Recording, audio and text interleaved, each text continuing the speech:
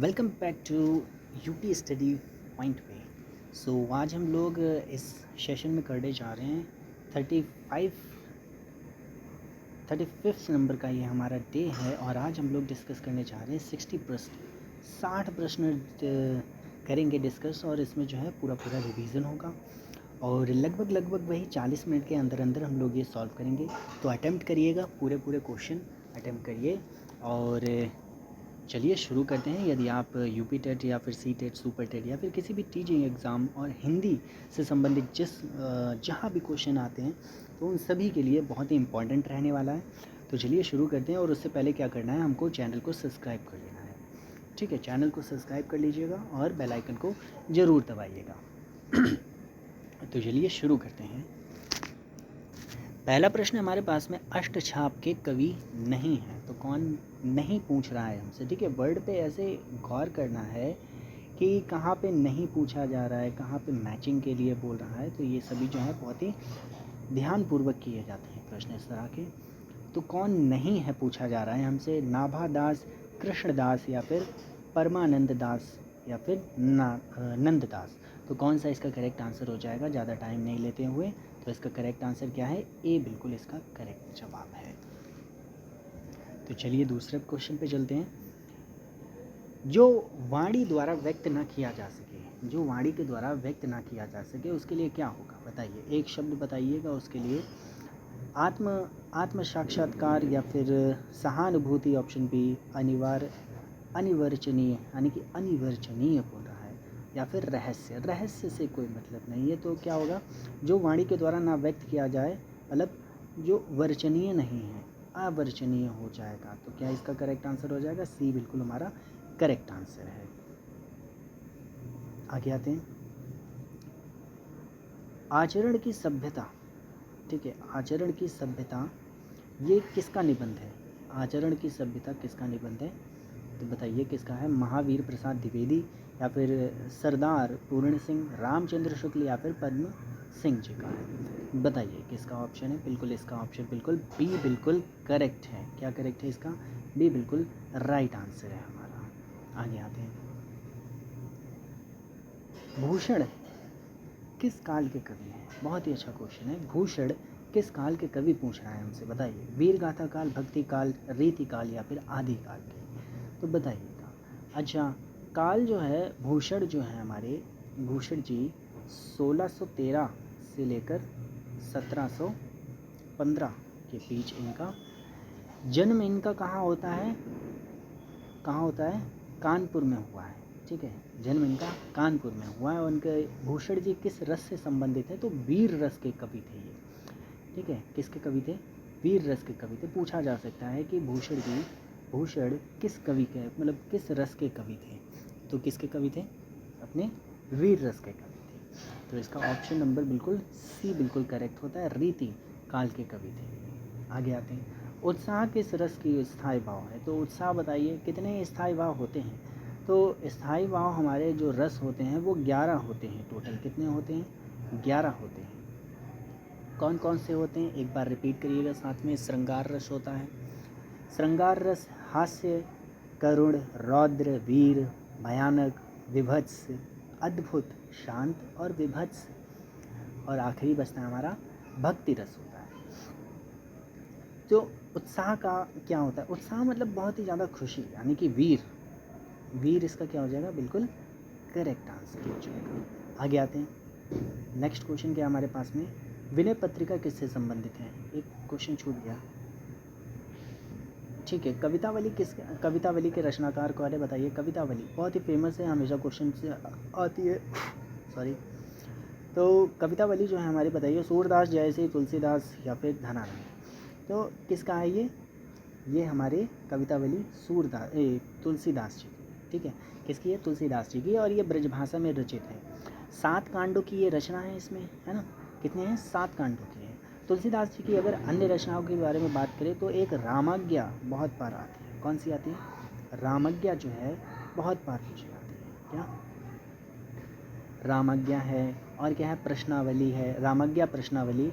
और रामलला नच्छू है, जानकी मंगल, रामचरितमानस, पार्वती मंगल, कृष्णा गीतावली, ये सभी जो है, और विनय पत्रिका, दोहावली, ये सभी जो है फेमस है। सूरदास जी की कौन कौन सी फेमस है? सूरदास से भी प्रश्न पूछे जाते हैं। सूरदास की जैसे सुरसावली है, सुरसारवली है, फिर साहित्य लहरी है, साहित्य लहरी और सुरसागर। आगे आते हैं, विनय पत्रिका पूछ रहा है। अब बताइए विनय पत्रिका, बताइए विनय पत्रिका किसका है, किस भाषा में? अच्छा, कौन सी भाषा पूछी जा रही है, किसकी है ये बताइए। विनय पत्रिका अभी पढ़ा हम लोगों ने, किसका? ब्रज भाषा में है। और किसकी है ये बताइए? तुलसीदास जी की है। किसकी है? तुलसीदास जी की है। किसकी है? तुलसीदास जी की। ठीक है, गोस्वामी तुलसीदास जी की। ठीक है, तो किसकी है ये बताइए, किस भाषा में है? ये ब्रज भाषा में है। ऑप्शन नंबर सी हमारा बिल्कुल करेक्ट होता है। आगे चलते हैं, टा वर्ग में किस प्रकार का व्यंजन है? टा वर्ग जो है वो किस प्रकार का व्यंजन है? दंत है, कंठ है, मूर्धा है या फिर तालव्य है? बताइएगा। टा टा, अब बोलेंगे ना टा टा टा टा टा टा टा, अगर टा बोलेंगे जो हमारी जीवा है वो तालु को टच करती है, तो टा मतलब तालु। क्या हो जाएगा इसका आंसर? कितना? मूर्धन्य इसका करेक्ट आंसर हो जाएगा, यानी कि सी इसका बिल्कुल करेक्ट होगा। ठीक है, आगे आते हैं, अंधेर नगरी के लेखक कौन है? बहुत ही फेमस ये लेखक जी हैं, और अंधेर नगरी, चौपट राजा, इस टाइप से पूरी इनकी कहानी का नाम है। तो अंधेर नगरी बताइए किसका? अंधेर नगरी के लेखक कौन है?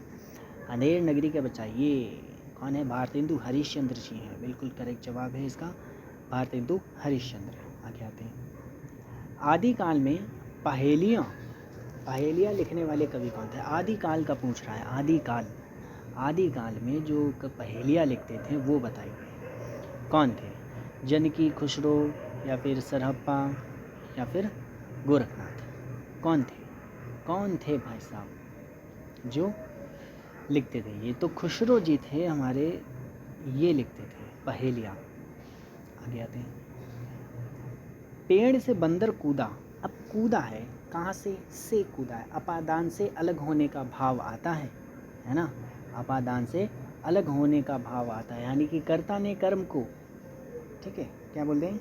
कर्ता ने कर्म को कर्ण से द्वारा संप्रदान के लिए को अपादान से अलग होने के संदर्भ में, और संबंध का, के, रा, री, है ना, रे, अधिकरण में पर, संबोधन है, अजी, अहो, ये सभी जो वर्ड होते हैं ये अधिकरण के, संबोधन के हैं, सॉरी। तो पेड़ से कूदा है, तो अभी तक बिल्कुल कंफर्म हो गया होगा, क्या हो गया हमारा? ऑप्शन नंबर ए बिल्कुल करेक्ट आंसर है। आगे आते हैं, श्रृंगार रस का स्थायी भाव क्या होता है? अभी हम लोगों ने ऊपर पढ़ा था, श्रृंगार रस का स्थायी भाव क्या होता है? कमेंट करके आंसर बताइएगा इसका। निम्नलिखित में से तद्भव शब्द पूछा जा रहा है, तत्सम तद्भव भी हमारे सिलेबस में है, तो बताइए निम्नलिखित में से तद्भव शब्द बताइए। तद्भव शब्द क्या होता है? तद्भव शब्द क्या होते हैं? जो तत्सम से लिए गए शब्द हैं। तो तत्सम क्या होता है? जो संस्कृत के प्योर जैसे होते हैं शब्द, तो बताइए। अब इसमें से क्या दिख रहा है? भ्रमर हमारा तत्सम शब्द है, अग्नि भी तत्सम है, मस्तक भी तत्सम है, तो मछली हमारा तद्भव है। तो भाई साहब इसका तत्सम क्या होगा? तो इसका तत्सम क्या होगा? तत्सम इसका मीन होगा। क्या होगा? मीन। ठीक है, क्या होगा? मीन होगा इसका। आगे आते हैं, बताइए चौपाई छंद के प्रत्येक चरण में कितनी मात्राएं होती हैं? तो चौपाई छंद के प्रत्येक चरण में कितनी मात्राएं होती हैं? 24, 16, 11 या फिर 13? तो बताइए कितनी होती हैं? तो कितनी होती हैं हमारे पास में? 16 मात्राएं होती हैं। कितनी होती हैं? 16 मात्राएं होती हैं, बिल्कुल करेक्ट आंसर है हमारा, 16 मात्राएं होती हैं। आगे आते हैं, तेरी बरछी क्या है? तेरी बरछी ने बर छीने हैं खलन के, ये पंक्ति कौन सा अलंकार है? भाई ये तो ऐसा लग रहा है बिल्कुल शांत, कुछ पता ही नहीं चल रहा है भाई। यमक अलंकार है इसमें। कौन सा अलंकार है? यमक अलंकार है। कौन सा अलंकार होगा इसमें? यमक अलंकार होगा। यमक अलंकार क्या होता है? जहाँ एक या एक से अधिक शब्द, क्या बोल रहा हूँ मैं? एक या एक से अधिक शब्द एक से अधिक बार प्रयुक्त हो, वहाँ अर्थ अलंकार, अर्थ भी यहाँ पर क्या होता है? प्रत्येक बार अलग अलग होता है। यहाँ पर देखो कौन कौन सी चीज़ें अलग अलग आई हैं। ये तो पहली बात तो हो गई तेरी तेरी बरछी ना बरछी ने खलन के, ये तो हमारी पंक्ति है। यहाँ पर क्या अलंकार है अपना, यमक अलंकार है। आगे आते हैं। हिंदी प्रदीप, हिंदी प्रदीप क्या है, हिंदी प्रदीप पत्रिका का संपादन किसने किया था, बताइए किसने किया था। तो बताइए इसका करेक्ट आंसर क्या हो जाएगा हमारा, बालकृष्ण भट्ट जी। कब करा था, 1877 में किया था। कब होता है, 1877 में, ठीक है। प्रकाशित होता है, ये एक मंथली मैगजीन थी, यानी कि मासिक पत्रिका थी। अच्छा, भारतेंदु हरिश्चंद्र की कौन सी थी, भारतेंदु हरिश्चंद्र ने कवि वचन सुधा, ठीक है, कवि वचन सुधा और हरिश्चंद्र मैगजीन, एक और इनकी बहुत ही फेमस थी, वो बताइए कौन सी है, सोचो। बाल बोधनी नामक पत्रिका ये जो संपादन करी थी, बाल बोधनी। सूर्योदय में कौन सा संधि है, संधि विच्छेद बताइए पहले, संधि विच्छेद बताइए कौन सा होगा, सूर्योदय या फिर सूर्योदय, सूर्योदय, सूर्य उदय, तो कौन सी करेक्ट होगा, इसका बी आंसर बिल्कुल करेक्ट होगा हमारा। क्या होगा, बी आंसर बिल्कुल करेक्ट होगा। कौन सी संधि होगी इसमें, ये बताइए मुझे। सूर्योदय में कौन सी संधि है, सूर्योदय में गुड़ संधि है। कौन सी संधि है, गुड़ संधि है। कैसे गुड़ संधि है, इसमें प्रथम शब्द के अंत में ह्रस्व अथवा दीर्घ आ और दूसरे शब्द के ह्रस्व अथवा यानी कि ई उ और या फिर री में कोई वर्ण आए, यानी कि अब इसको मैं एक्सप्लेन इस पर सही से बनता नहीं है। हाँ, जैसे हमारे पास में क्या शब्द था, ये सूर्योदय था। सूर्योदय यानी कि मैं क्या बता रहा हूँ आपको, आ और ई ये मिलकर क्या हो जाएगा, ए बन जाएगा। क्या बनेगा, ए बनेगा। दूसरा आ और उ ये बनेगा औ, क्या होगा, औ, ठीक है। आ और ऋषि, आ और ऋषि, ऋषि वाला ये क्या बन जाएगा, ये अर यानी कि कटा वाला, ऐसे करके आधा रा बनेगा, अर, ये हो जाएगा। यहाँ पर क्या होता है, गुड़ संधि होती है।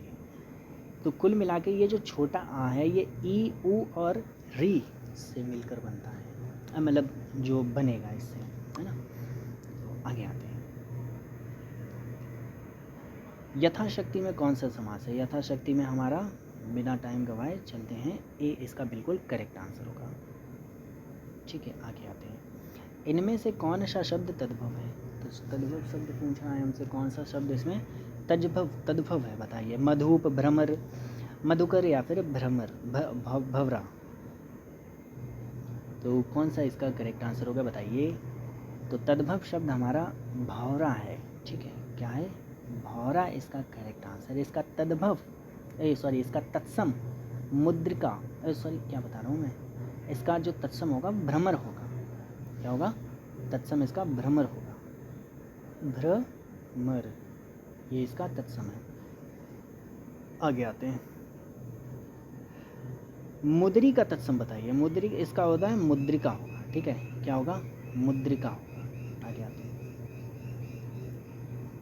फिर हमारे पास में नेक्स्ट क्वेश्चन क्या हमारे पास है, निम्नलिखित में से कौन सा निबंध हजारी प्रसाद द्विवेदी द्वारा नहीं लिखा गया है ना, कौन सा नहीं पूछ रहा है। तो अशोक के फूल, कुटज, विचार प्रवाह, वृत्त और विकास, तो कौन इसका करेक्ट आंसर है, बताइए बताइए। तो इसका करेक्ट आंसर है वृत्त और विकास। तो ये वृत्त और विकास किसका है, ये शांति प्रिय द्विवेदी जी का है। नाम जैसे सेम है ना, हजारी प्रसाद द्विवेदी, शांति प्रिय द्विवेदी, तो ये किसका है, शांति प्रिय द्विवेदी का, शांति प्रिय द्विवेदी, शांति प्रिय द्विवेदी का है। आगे आते हैं। परमाल रासो किसके द्वारा रचित है, तो परमाल रासो बताइए किसके द्वारा रचित है, बताइए। नल सिंह, नरपति नल्ला या फिर चंद्रवर्दय या फिर जगनिक, तो किसके द्वारा रचित है, परमाल रासो। परमाल रासो हमारे जगनिक के द्वारा रचित है। किसके द्वारा रचित है, जगनिक के द्वारा रचित है। बीसल देव रासो के द्वारा क्या, नरपति नल्ला, नल, और विजयपाल रासो के द्वारा नल सिंह। ये ग्रंथ है, विजयपाल रासो ग्रंथ है, इसके लेखक रचनाकार कौन है, नल सिंह है। पृथ्वीराज रासो इसके जो चंद्रवर्दयी हैं, ठीक है। आगे आते हैं, बताइए इसका, बताइए जवाब, इसका बताइए, इसका बताइए। आगे आते हैं, मृगवती, मृगावती, मृगावती किसकी रचना है बताइए, मृगावती किसकी रचना है? मृगावती हमारे कबीरदास जी की नहीं, बताइए। एक क्वेश्चन छूट गया लगता है, नहीं अच्छा ये तो हाँ ठीक है, तो मृगावती किसकी है बताइए? उस्मान, मंझन, कुतुबुन, कुतुबन या फिर जयसी, तो कौन है? कुतुबन है। इसका करेक्ट आंसर क्या हो जाएगा? कुतुबन। आगे आते हैं, निम्नलिखित में से शुद्ध वर्तनी वाला शब्द कौन सा है? अंतर्राष्ट्रीय, बताइए। अंतर्राष्ट्रीय लिखा जाता है तो पहला ही वाला हमारा बिल्कुल सही है, अंतर्राष्ट्रीय। आगे कुआं पीछे खाई, ये बताइए। आगे कुआं पीछे खाई, इसका सही जवाब बताइए। चारों तरफ जल ही जल, यानी कि जल से घिरा हुआ, या फिर रास्ते का बंद हो जाना, रास्ते का बंद होना, दोनों ओर मुसीबत, बीच में निकल भागना। तो इसका करेक्ट आंसर क्या हो जाएगा बताइए? चारों तरफ क्या? नहीं, रास्ता बंद होना। क्या इसका करेक्ट आंसर होगा? आगे पीछे बताइए, दोनों तरफ मुसीबत होना यार। ठीक है, आगे आते हैं, रामचरितमानस की भाषा क्या है बताइए? रामचरितमानस की भाषा क्या है? अवधी, ब्रज, खड़ी बोली, भोजपुरी। अभी पढ़ के आए थे, रामचरितमानस की भाषा अवधी है। ठीक है, रामचरितमानस की भाषा कैसी है? अवधी है। और किसके द्वारा लिखी गई? गोस्वामी तुलसीदास के द्वारा रचित है ये। ठीक है, आगे आते हैं, आदिकाल के लिए वीर गाथा काल किसने नाम दिया था बताइए? आदिकाल किसने नाम दिया?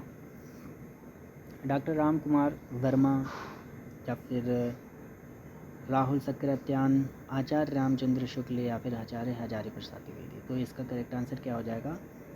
करेक्ट आंसर है हमारा, ये तो चल नहीं रहा है, ये ऑप्शन नंबर सी बिल्कुल करेक्ट आंसर है, आचार्य रामचंद्र शुक्ल। उत्कर्ष शब्द का विलोम क्या? उत्कर्ष यानी कि बढ़ना, पतन यानी कि कम हो जाना। हाँ? नहीं, अपकर्ष होगा। इसका करेक्ट आंसर क्या होगा? अपकर्ष होता है विलोम, उत्कर्ष अपकर्ष।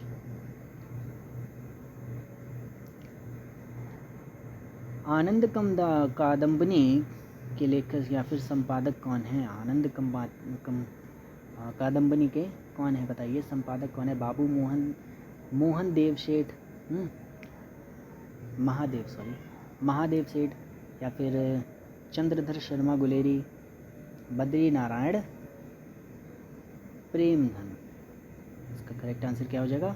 सी हमारा बिल्कुल करेक्ट आंसर हो जाएगा। रात में वीडियो शूट कर रहा हूँ, ये मतलब रिकॉर्ड कर रहा हूँ, तो थोड़ा ठीक है मैनेज कर लेना। तो अभी हम लोग क्या डिस्कस करेंगे? अब हम लोग 2014 में जो पेपर हुआ था, फरवरी 2014 में उत्तर प्रदेश यूपी टेट पात्रता का, वो डिस्कस करेंगे अब। ठीक है, तो इसका पहला प्रश्न है हमारे सामने, इस प्रैक्टिस सेट पेपर में 30 आउट ऑफ 30 चाहिए। इस प्रैक्टिस सेट पेपर में कमेंट करके बताइएगा कि आपके 30 में 30 सही है या नहीं है।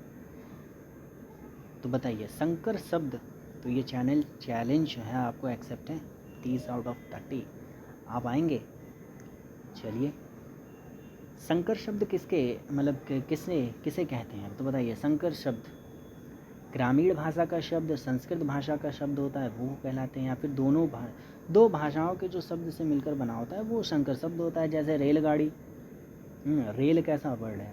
रेल जो शब्द है वो अंग्रेजी शब्द है, गाड़ी अपना हिंदी का शब्द है, यानी कि दो भाषाओं के संदर्भ से मिलकर बना वाला जो शब्द होता है वो रेलगाड़ी होता है। ये रेलगाड़ी बता रहा हूँ, संकर शब्द होता है। अगर आपसे शब्द पूछा जाए तो वो कौन सा हो जाएगा हमारा? रेलगाड़ी। सुत्त शब्द का स्त्रीत्व बनाने के लिए किस प्रत्यय का प्रयोग करेंगे? किसका प्रयोग करेंगे? सुत्ता, स्त्रीलिंग बनाने, स्त्रीवाचक बनाने के लिए सुत्ता प्रयोग करेंगे, है ना? सुत्ता प्रयोग करेंगे। आगे देखते हैं, क्वेश्चन नंबर 3 क्या हमारे पास है? नाक का बाल होना, नाक का बाल होना मतलब अधिक समीप होना, कष्ट देना, अधिक प्रिय होना, पालतू होना। भाई पालतू होना तो नहीं होगा, पालतू को तो कट कर देंगे। अधिक समीप और कष्ट देना भी नहीं होगा, क्या नाक का बाल आपको कष्ट देता है? नहीं। तो अधिक समीप होना और अधिक प्रिय होना, इन दोनों में कन्फ्यूज़न हो सकती है, लेकिन हम लोग किसके साथ जाएंगे? अधिक प्रिय ही होता है इसका अर्थ, है ना, बहुत ही ज़्यादा प्रिय होता है।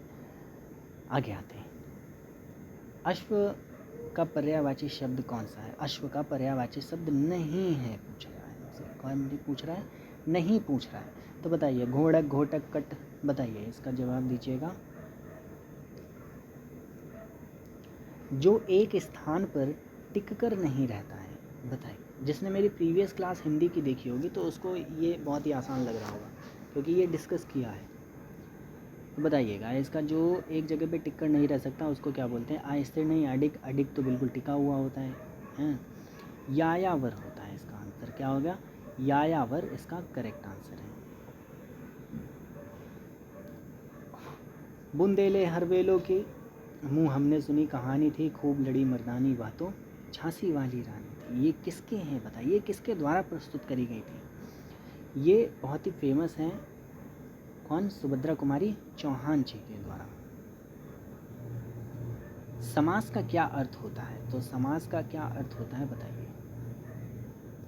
भाषा के संबंध में, है ना, उपचारात्मक शिक्षण का उद्देश्य क्या होता है बताइए? भाषा के संदर्भ में तो उपचार देना है ना। भाषा का प्रयोग जो है वो भाषा प्रयोग संबंधी कठिनाइयों की पहचान करके उसका निदान कर देने। तो पहले वाला मिल गया हमको, पहला ही हमारा बिल्कुल करेक्ट है। प्रमुख भाषीय कौशल के अंतर्गत इनमें से कौन सा एक नहीं आता है?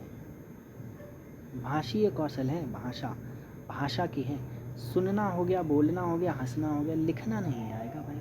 लिखना तो लेखन में आ जाएगा हमारा। तो बताइए, भाषीय कौशल भाई हंसना होगा। हंसना कौन सा कौशल होता है?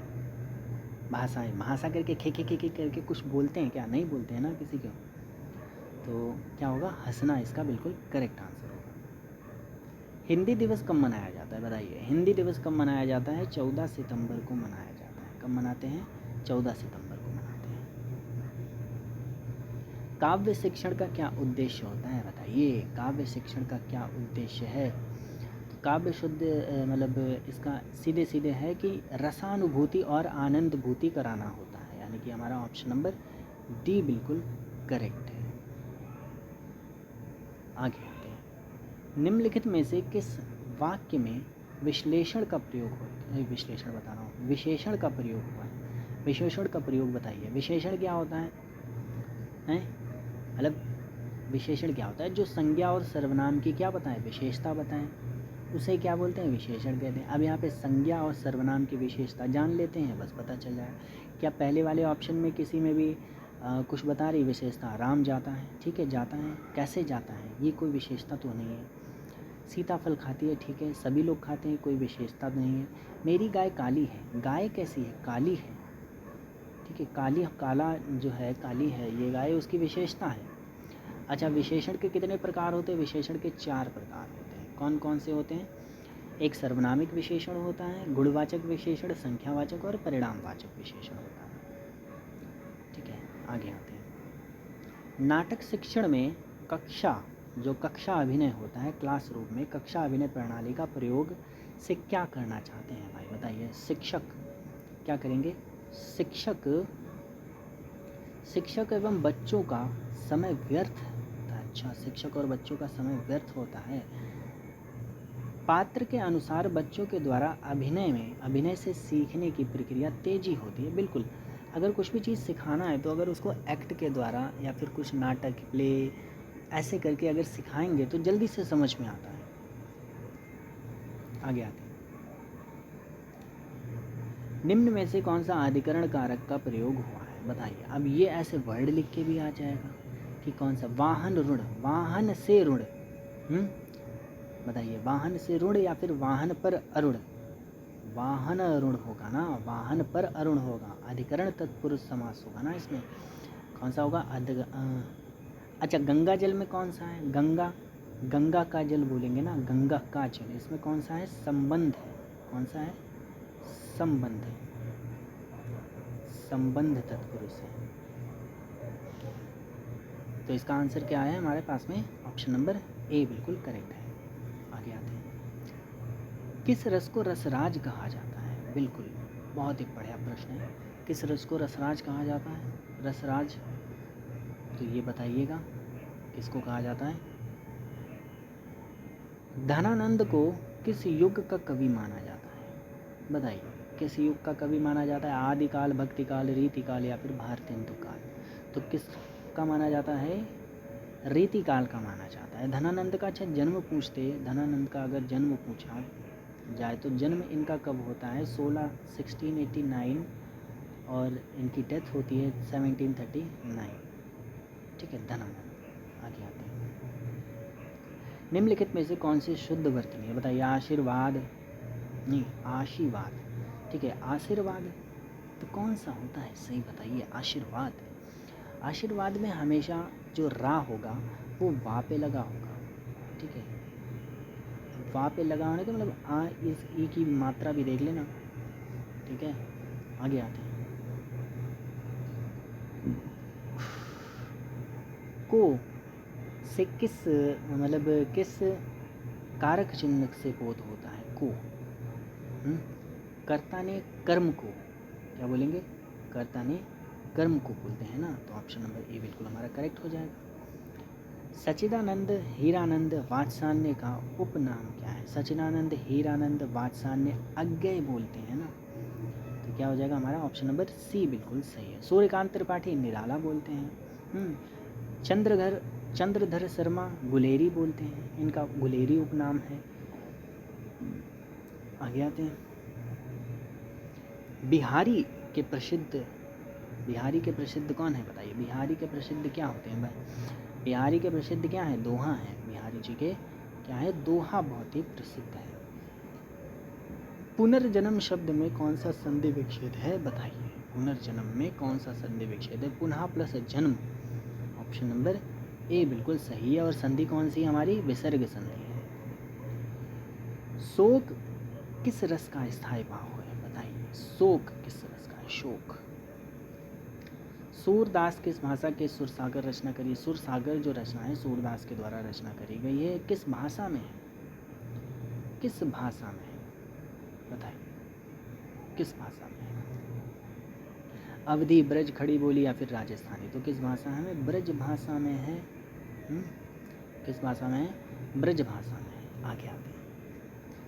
दोहा में कितनी मात्राएं होती हैं? बताइए। दोहा में कितनी मात्राएं? 24, 26, 28 या फिर 30 होती हैं? तो कितनी होती हैं? 24 होती हैं। कितनी 11 11 प्लस 13 13 13 13 कितनी? 13 13, तो कितनी हो गई? 24 मात्राएं। आगे आते हैं। जो अच्छे कुल में उत्पन्न हुआ हो उसको क्या बोलेंगे? बताइए। कुलीन बोलेंगे। इसमें क्या है? टाइम वेस्ट करना। क्या है? कुलीन। बिल्कुल। अभी तक आई होप आपके 25 में 25 सही हुए होंगे।